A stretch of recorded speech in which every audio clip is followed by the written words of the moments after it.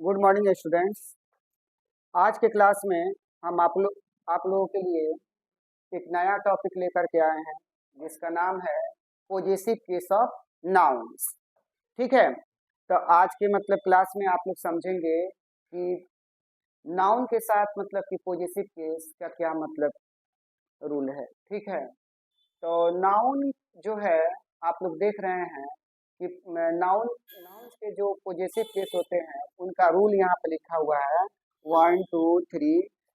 ये 3 रूल लिखा हुआ है और इन सबको हम वन बाई वन करके आपको बताने जा रहे हैं। ठीक है, तो देखिए अब यहाँ पर देखिएगा कि यहाँ पर लिखा हुआ है पॉजेसिव केस ऑफ नाउन्स, यानी नाउन्स के पॉजेसिव केस। ठीक है, तो यहाँ पे लिखा हुआ है, पहला नियम लिखा हुआ है यहाँ पे देखिएगा, कॉमा जो देख रहे हैं ना, तब कॉमा जो है ये अपस्ट्रॉफी कहलाता है। क्या कहलाता है? अपस्ट्रॉफी। तो अपस्ट्रॉफी है, अपस्ट्रॉफी में एस लगा हुआ है तो इसको कहेंगे अपस्ट्रॉफी एस। तो अपस्ट्रॉफी एस का प्रयोग जो है हम कहाँ करेंगे वो आज हम आप लोग को बता रहे हैं। देखिए क्या लिखा हुआ है, एक वचन सजीव संज्ञा के साथ का के की के अर्थ में हम अपस्ट्रॉफी एस का प्रयोग करेंगे। ठीक है, तो आप देखिएगा कैसे एक वचन सजीव संज्ञा के साथ का के की के अर्थ में हम अपस्ट्रॉफी एस का प्रयोग कर रहे हैं।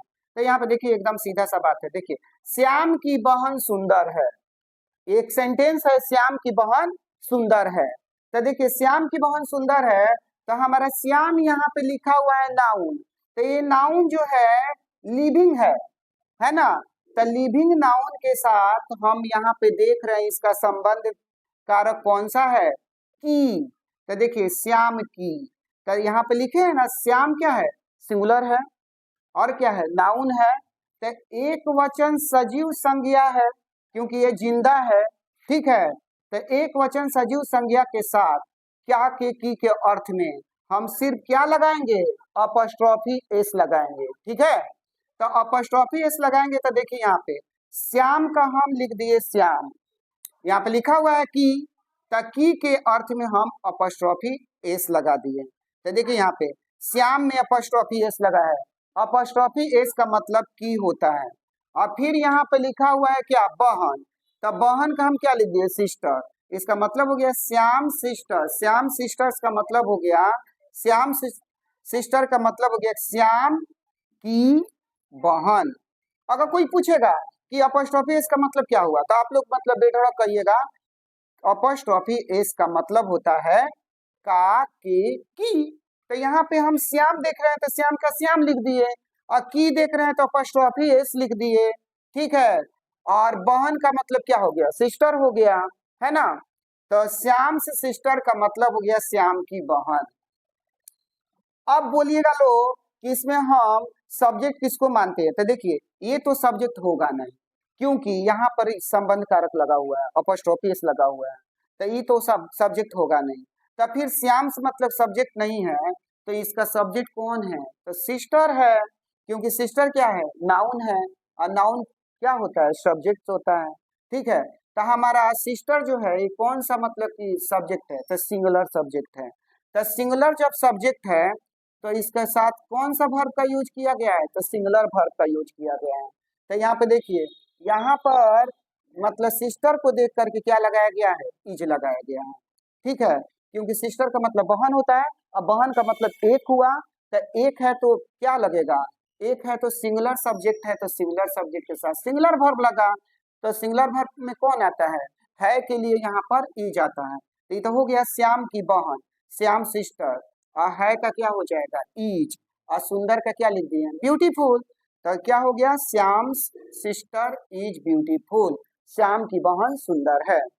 अब देखिए अभी तो समझ में अब आप लोग को आ गया कि एक वचन सजीव संज्ञा के साथ का के की के अर्थ में हम अपस्ट्रॉफी का इस्तेमाल करते हैं। ठीक है, अब उसी तरह से सेकेंड रूल देखिए, सेकेंड रूल में लिखा हुआ है अपस्ट्रॉफी। अपस्ट्रॉफी का कहाँ कहाँ यूज किया जाता है? तो देखिए कहाँ कहाँ इसका प्रयोग करेंगे। तो अपस्ट्रॉफी का प्रयोग कहाँ करेंगे? तो देखिए लिखा हुआ है बहुवचन संज्ञा के साथ का के की के अर्थ में हम अपस्ट्रॉफी का सिर्फ प्रयोग करेंगे। तो यहाँ पे देखिए यहाँ पे लिखा हुआ लड़कों का विद्यालय दूर है, तो देख लीजिए एकदम लिखा हुआ है, सामने लिखा हुआ है लड़कों का। तो लड़कों कहने का मतलब हो गया कि ज्यादा लड़का हो गया ना, यानी एक लड़का ना होकर यहाँ पे ज्यादा लड़का है, ठीक है। तो ज्यादा लड़का है तो यहाँ पे हम बॉयज लगा दिए ज्यादा लड़का का। अब बहुवचन मतलब की संज्ञा है, तो बहुवचन संज्ञा है तो बहुवचन संज्ञा में देख रहे हैं लोग, बहुवचन संज्ञा है तो बहुवचन सजीव संज्ञा इसको हम क्या कर देंगे, बहुवचन सजीव संज्ञा इसको लिख देंगे, क्योंकि ये सब सजीव में लगता है। कौन सी में लगता है, सजीव में। तो यहाँ पर हम इसको सजीव लिख देते हैं, ठीक है। यहाँ पे देखिए कैसे, देखिए यहाँ बहुवचन सजीव, सजीव संज्ञा के साथ का, के, की, के अर्थ में। अब हो गया, क्योंकि हम निर्जीव में इसका इस्तेमाल नहीं करते हैं, ठीक है। तो देखिए बहुवचन सजीव संज्ञा के साथ का, के, की के अर्थ में हम मतलब सिर्फ अपॉस्ट्रोफी का इस्तेमाल करेंगे। तो यहाँ पर देख रहे हैं कि हमारा बॉयज क्या है, बहुवचन है, और क्या है, जिंदा है, सजीव है। तो इसमें सिर्फ किसका इस्तेमाल किया गया, देखिए कॉमा यहाँ पर लगा हुआ है ना, कॉमा, यहाँ पे कॉमा लगा हुआ है, तो कॉमा लगा देंगे तो इसको क्या कहेंगे, अपॉस्ट्रोफी। सिर्फ अपॉस्ट्रोफी का इस्तेमाल कीजिएगा लोग, ठीक है। तब बॉयज के बाद कॉमा लगा दिए तो ये हो गया लड़कों का। नहीं, अब देखिए यहाँ पे क्या है, विद्यालय। तब विद्यालय क्या है, नाउन है आपका।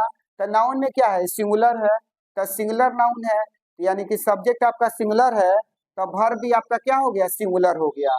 तब बॉयज स्कूल इज फार, इसका मतलब हो गया लड़कों का विद्यालय दूर है ना। तो ये भी हो गया क्लियर। अब देखिए यहाँ पर तीसरा नियम लिखे हुए हैं यहाँ पे, तो तीसरा नियम लिखे हुए हैं ओ एफ, ऑफ, है ना। तो ऑफ को भी बढ़िया से समझ लीजिएगा लोग।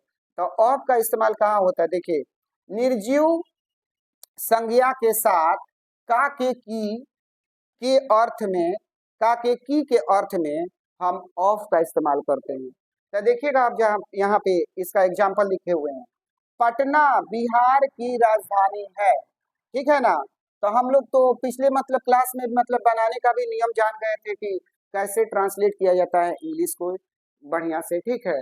मतलब हिंदी वाक्य को इंग्लिश में कैसे ट्रांसलेट किया जाता है, इसको पिछले क्लास में हम आप लोग को अच्छा से बता दिए हैं, ठीक है। तो बता दिए थे इसको बढ़िया से पिछले क्लास में। अब आज मतलब कि इसको हम उसी तरह से बनाएंगे। देखिए पहले क्या है, पहले सब्जेक्ट है, तब पटना पहले लिखाएगा, उसके बाद है का लिखा जाएगा, नहीं, और उसके बाद क्या लिखा जाएगा, बिहार की राजधानी, ठीक है। पहले नंबर 1 में पटना, 2 नंबर में है, और 3 नंबर में बिहार की राजधानी। तो 1 2 3 करके इसको बना देंगे। तो 1 2 3 करके बनाएंगे तो देखिए कैसे, पटना सब्जेक्ट हो गया, तो सब्जेक्ट पटना लिख दिए।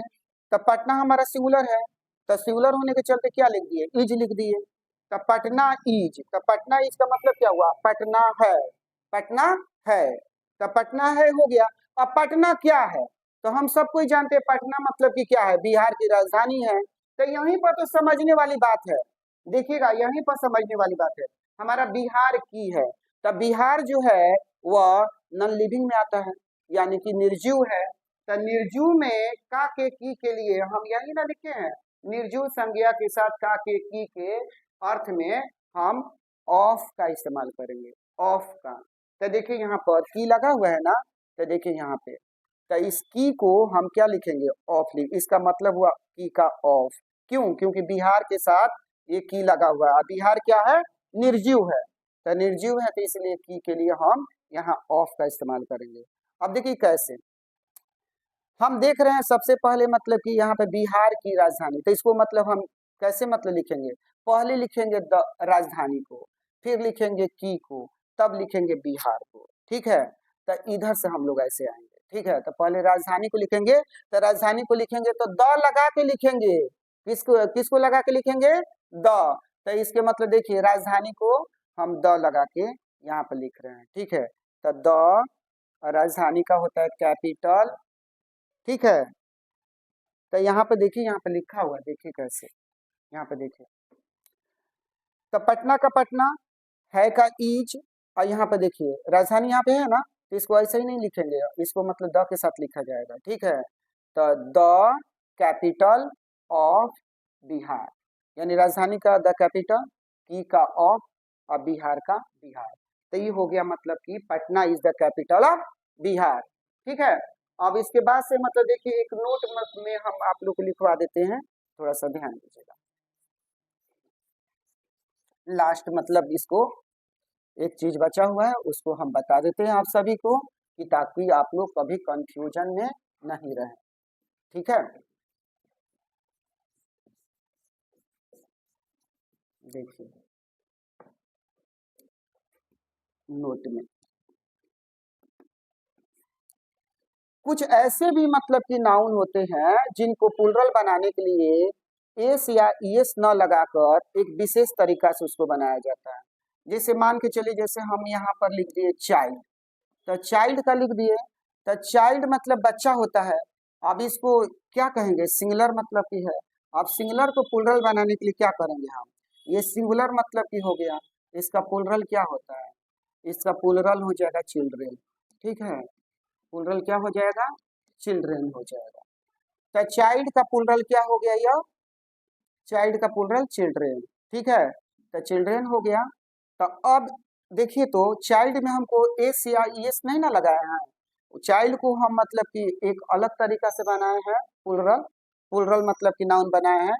तो ऐसे मतलब कि नाउन जिसको एस या ईएस न, एस या ईएस, ऐसे नाउन जिसको बिना एस या ईएस लगाए हुए ही प्लुरल बना दिया जाता है एक विशेष तरीका से, तो उन नाउन का मतलब पॉजिटिव केस कैसे बनाया जाएगा, ठीक है। क्योंकि देखिए चाइल्ड में ना एस लगाए हैं ना ईएस लगाए हैं, इसको विशेष तरीका से प्लुरल नाउन बना दिए हैं, ठीक है। तो ऐसे नाउन को हम पॉजिटिव केस कैसे बनाएंगे, तो देखिए इसको बनाने के लिए कैसे तरीका बता रहे हैं। जैसे देखिए यहाँ पर लिख रहे हैं, बच्चों बच्चों बच्चों का विद्यालय दूर है, बच्चों का विद्यालय दूर है।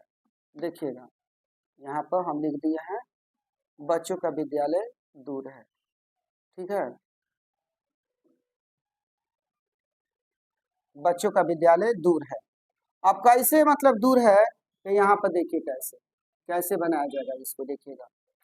तो हम देख रहे हैं कि सबसे पहले बच्चों लिखा हुआ है, यहाँ पे क्या संबंध कारक लिखा हुआ है, यहाँ विद्यालय नाउन हो गया, ठीक है।